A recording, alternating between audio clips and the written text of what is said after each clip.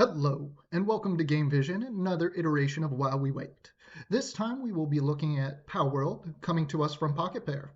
Now this is expected to release in January on PC and consoles, so it's not a long wait. As a disclaimer, I was not part of any of the beta testing, so I have no first-hand experience with this title. All of my opinions in this are from observations and articles on the title. Well, let's get to it. I will let their video play in the background, but take note there is some real silliness going on. Not gonna lie, I love it. Feels like a little bit of Raises Hell or Overlord. First, let's go through what we know about Palworld. The official website only provides us with the clip playing in the background, so not much there. The notable tags on Steam include Creature Collector, Open World Survival Craft, Multiplayer, Sandbox, Co-op, Looter Shooter, Third Person Shooter, RPG, Hack and Slash, PvE. We also get the description, Palworld is a game about living a slow life with mysterious creatures, pals, or throwing yourself into life and death battles with poachers. You can make pals fight, breed, help with farming, work in factories, or you can sell them off, or even slaughter them to eat. That, however, is forbidden by law. Interesting. So you've got a multiplayer sandbox open world survivor with elements of a companion system. Now, if you've also heard this is just Pokemon with guns, I think that is probably a horrible description of what we are seeing here. Yes, pals are reminiscent of Pokemon, and I think any kid from the 90s forward will immediately see that and make the connection on the art style. It's supposed to look like that. They are 100% going for that look. Hell, they've even got a Pokedeck called a Pal Deck. I would not call it a direct Pokemon ripoff since it's seemingly going in a different direction of its gameplay, but its intentions are clearly drawing from that source. Secondly, before talking about anything that might play like Palworld, we have to mention the pedigree of the developer Pocket Pair.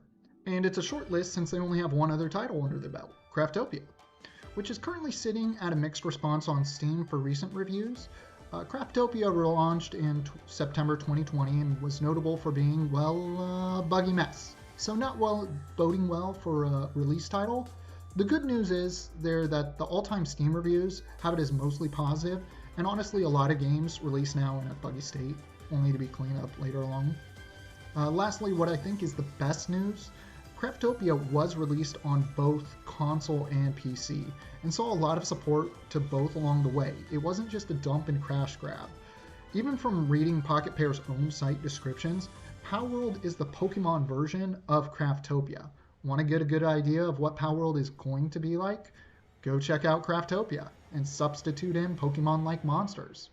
With that said, I'm going to skip on this game for a bit. There's only so much time to invest, and from everything I've seen, unless this game hits Game Pass or it hits one of the Play It weekends, it probably won't be added to my buy list.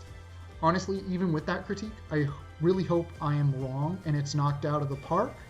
I very much doubt that it will be at launch, but maybe someday with those continuous updates, it could be a cool Pokemon-esque survival game.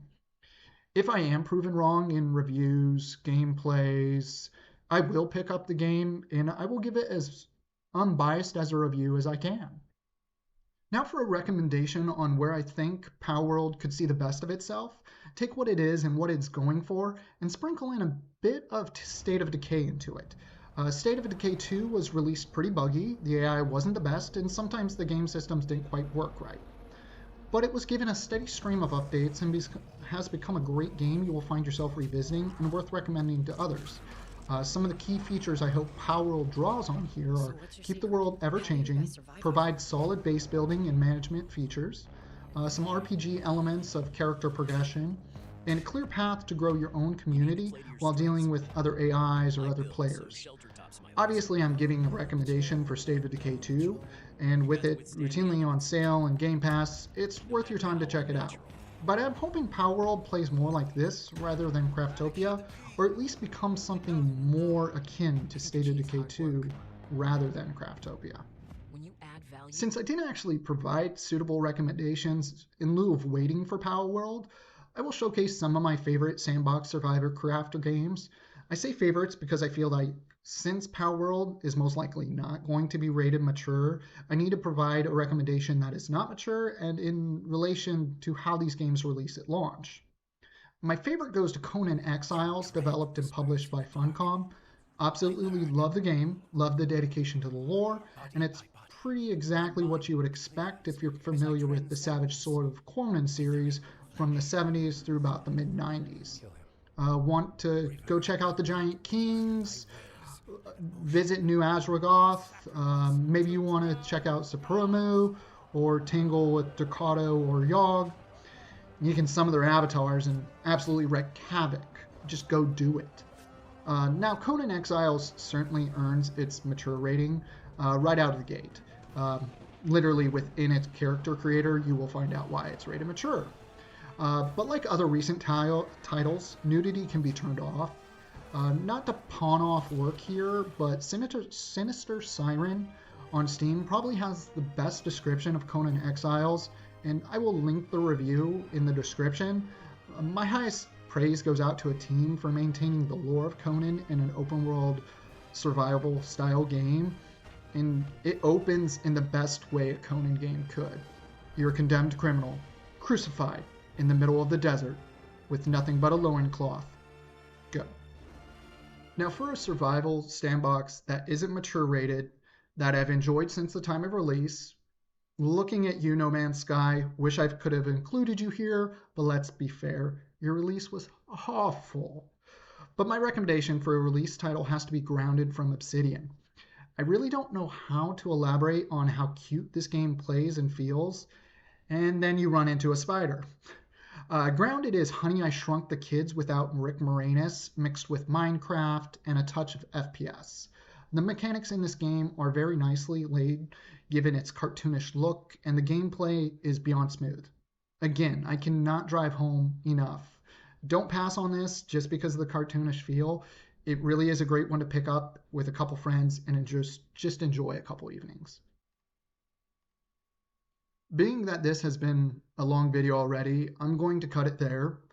You have it from me. 2 recommendations to go check out before Palworld hits, and 1 recommendation of what I really hope it's like to play. If you're a fan of Craftopia, drop it in the comments. Let me know what holds you there, what drove you there, and if you agree or disagree with any of the recommendations, let me know. Drop your suggestions too. I am always looking for new games to check out. Don't forget to like, subscribe, and all that good jazz, and as always, peace.